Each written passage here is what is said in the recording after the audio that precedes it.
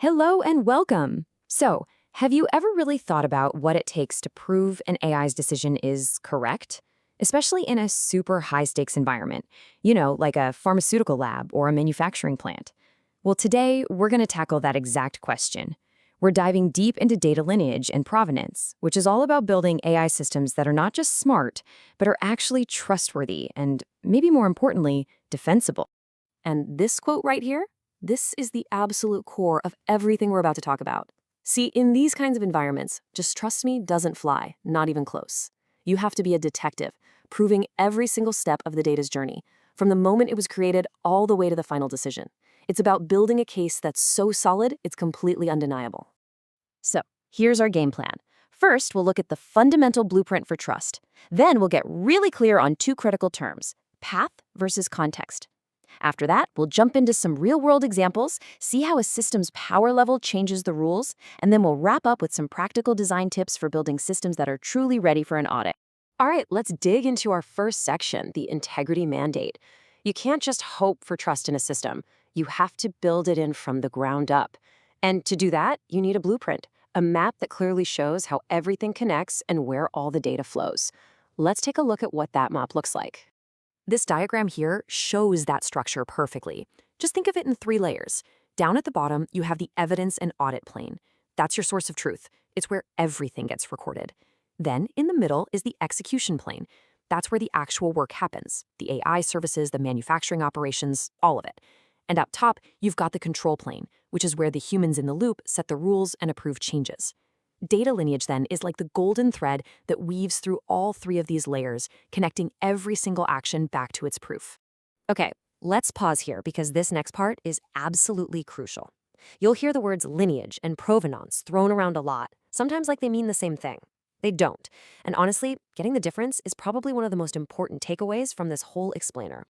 So, data lineage is all about the journey. It's the what happened and the how did it happen. It traces that whole sequence of events, where the data came from, what transformations it went through, exactly what inputs the AI model saw, and what happened downstream because of it. It's literally the life story of your data. And here it is, the simplest way to remember it. If lineage shows the path the data took, then provenance shows the context of that journey.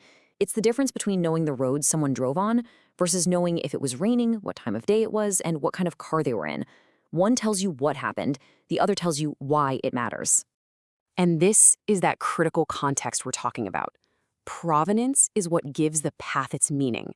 So, was the sensor that grabbed his data point calibrated recently? Was the software version running the one that's been validated? Without these details, your lineage is just a bunch of disconnected dots.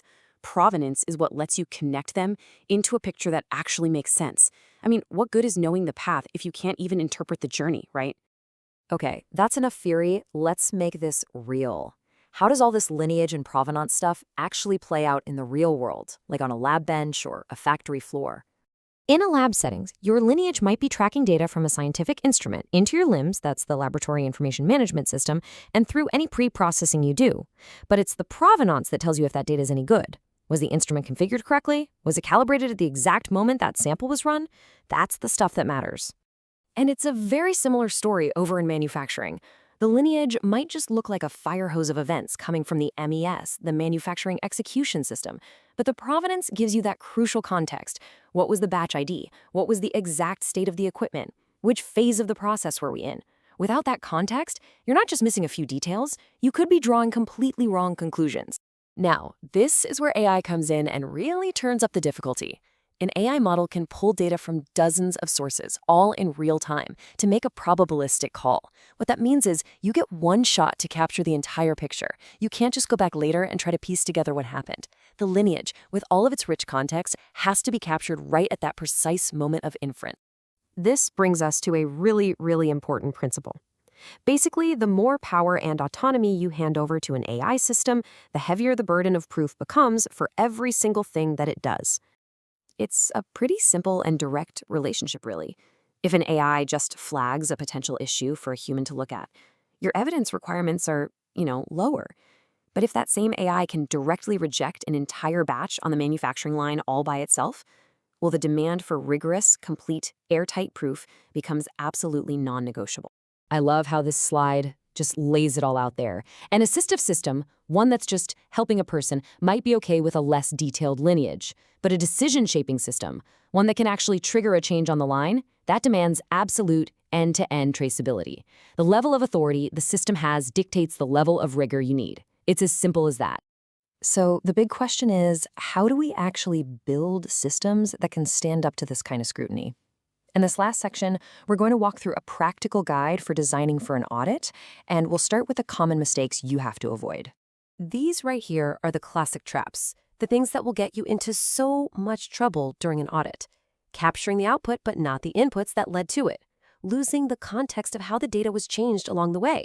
Overwriting old versions of data, and a personal pet peeve of mine, relying on screenshots. Screenshots are not evidence. They are not a substitute for a real audit trail. So, with that in mind, here's the blueprint for doing it right. Number 1, your input records should be immutable. Never, ever change the original source. 2, version all of your logic, all of your transformations.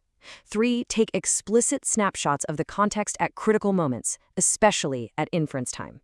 And 4, make sure all your timestamps are aligned across all your systems. You stick to these 4 principles and you'll have a robust, defensible evidence trail. Now, just a quick but important clarification. What we focused on today are the core principles of lineage and provenance. The whole idea is to give you the mental model you need to design better systems, no matter what specific tools or platforms you end up using. This isn't an endorsement of any particular product. It's a framework for thinking. And let's bring this all home. At the end of the day, this isn't really about just passing an audit or checking a box for a regulator. Designing for traceability is really about maintaining fundamental operational control. It's how you make sure you understand and can defend how and why your systems are making the decisions they're making. So I'll leave you with this one final thought. Take a hard look at the systems you're building and ask yourself this one simple question. Was this system designed to be investigated, or was it only designed to operate? Because the answer to that question, well, it makes all the difference in the world. Thanks for joining me.